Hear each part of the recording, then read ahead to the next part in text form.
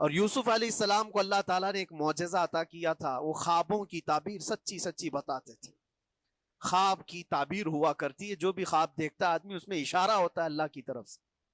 تو دو قیدیوں نے خواب دیکھا تھا، یہ قرآن پاک کے سورہ یوسف میں پورا موجود ہے 12ویں پارے میں. دو قیدیوں نے خواب دیکھا، اپنا اپنا خواب انہوں نے بیان کیا یوسف علیہ السلام کو. ایک قیدی نے دیکھا کہ وہ سر پر روٹیاں رکھ کر کے لے جا رہا ہے اور پرندے نوچ نوچ کر کھا رہے ہیں. دوسرے نے دیکھا کہ وہ انگوروں کو نچوڑ کر کے اس کے رس پی رہا ہے. تو انہوں نے بتایا یوسف علیہ السلام کے پاس ایسا ایسا ہم نے خواب دیکھا ہے، اس کی تعبیر کیا ہو سکتی ہے؟ سیدنا یوسف علیہ السلام فرماتے ہیں میں دونوں کے خواب کی تعبیر بتاؤں گا، لیکن اس میں سے ایک بندہ، اس سے آپ نے کہا تو وعدہ کر کے میرا بھی کام کرے گا، میرا بھی ایک کام ہے تو کرے گا. 7 سال گزر گئے تھے. جو بادشاہ مصر تھا وہ بھی بدل چکا تھا، جس نے قید میں ڈالا تھا وہ ختم ہو گیا، دوسرا آیا، تیسرا آیا، جو بھی آیا، لیکن حکومت بدلی ہوئی تھی. تو خواب کی تعبیر بتانے سے پہلے ایک قیدی سے یوسف علیہ السلام نے کہا کہ میرا کام تو کرے گا. اس نے کہا ہاں آپ جو کہیں گے میں کروں گا. تو سنو، تعبیر یہ ہے جس کے سر پر روٹیاں رکھی ہوئی اور کوے کھا رہے تھے یا پرندے کھا رہے تھے، اس کی تعبیر یہ ہے کہ عنقریب تجھ کو موت کی سزا سنائی جائے گی. وہ غمگین تھا. دوسرے سے کہا تو انگور کے رس نچوڑ کر پی رہا تھا، تیرے خواب کی تعبیر یہ ہے کہ عنقریب تجھ کو رہا کر دیا جائے گا، تو آزاد ہوگا، اور تجھ سے ہی میرا کام یہ ہے کہ آزاد ہو کر جائے گا تو تو موجودہ وقت کے جو بادشاہ ہے شاید اس کی فوج میں شامل ہو جائے یا اس کے سپاہیوں میں یا وزیروں میں، تو میری یہ بات اس تک پہنچا دینا پچھلے 7 سالوں سے بے گناہ بے قصور ایک قیدی اندر ہے، اس کو آزاد کر دیا جائے، اس کو آزاد کر دیا جائے. اس نے کہا بالکل، اگر میں چھوٹا تو آپ کا ایک کام ضرور کروں گا. سنیے بات، چند دن نہیں گزرے تھے کہ اس ایک قیدی کو موت کی سزا ہو گئی، اس کو موت کی سزا سنائی گئی اور پھانسی ہو گئی. اللہ اکبر. دوسرا یہ جو قیدی جس کو آپ نے رہائی کی خوشخبری دی تھی، اس کی بھی رہائی کی خوشخبری آ گئی، وہ آزاد ہو گیا. لیکن قرآن پاک میں ہے آزاد ہو کر جب جاتا ہے آدمی تو پچھلا بھول جاتا ہے. اکثر ایسا ہی ہوتا ہے، کیا جیل کے دوست کون تھے کیا تھے کچھ پتا نہیں، اور آدمی تو یہ سوچتا ہے دوبارہ کبھی ادھر کے دروازے کو بھی نہ دیکھو. آیا اور بھول گیا. یوسف علیہ السلام نے جو کام دیا تھا وہ بھول گیا. یہاں تک کہ قرآن میں اللہ فرماتا ہے کئی سال گزر گئے، 1-2 دن نہیں، سالوں گزر گئے، اور وہ بادشاہ کی اللہ فوج میں اکبر. شامل تھا یا بادشاہ کے مصاحبین میں شامل تھا، قریبی لوگوں میں. ایک زمانے کے بعد مدت ہوئی، اور اس وقت سوچیے آپ کتنا وقت حضرت یوسف علیہ السلام نے کاٹا ہوگا. ایک دن آپ بے اختیار رو پڑے اللہ کی بارگاہ میں.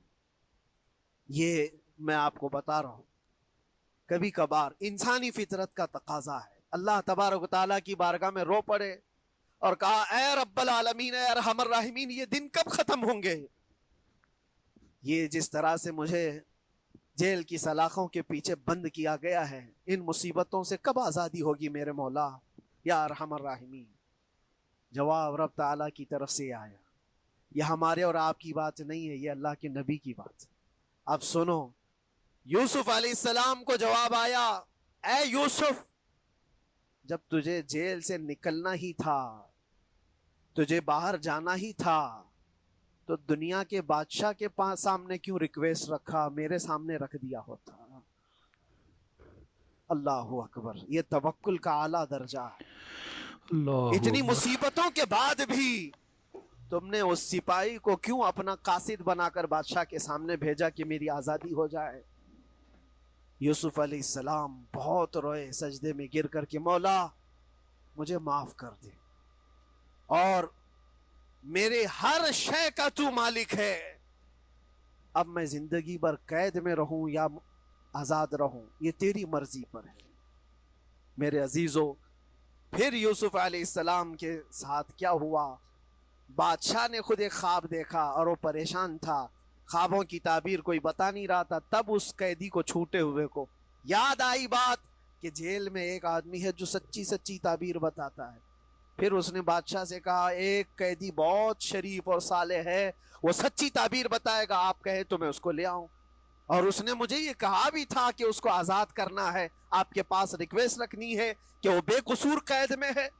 بادشاہ نے معلومات حاصل کی اور اس کے بعد پروانہ دے دیا کہ اس قیدی کو آزاد کیا جائے جس کو بے قصور رکھا گیا, اور میرے خواب کی تعبیر بتائی جائے. یوسف علیہ الصلوۃ والتسلیم کو لوگ آئے لینے کے لیے. اب یہاں منظر اور ہے میرے عزیزوں. کہا کہ بادشاہ نے خواب دیکھا, اس کی تعبیر بتائے. آپ نے تعبیر تو بتا دی کہ کیا ہونے والا ہے اگلے 7 سالوں میں بادشاہ کے ساتھ, یہ ساری تعبیر بتائی. لیکن جب آزاد کرنے کی بات آئی تو آپ نے کہا رہنے دو, اب مجھے قید میں رہنے دو, اس لیے کہ آپ کو یہ احساس ہوگا کہ میں بادشاہ کے پاس کیوں رکھا ہے اس مقدمے میں.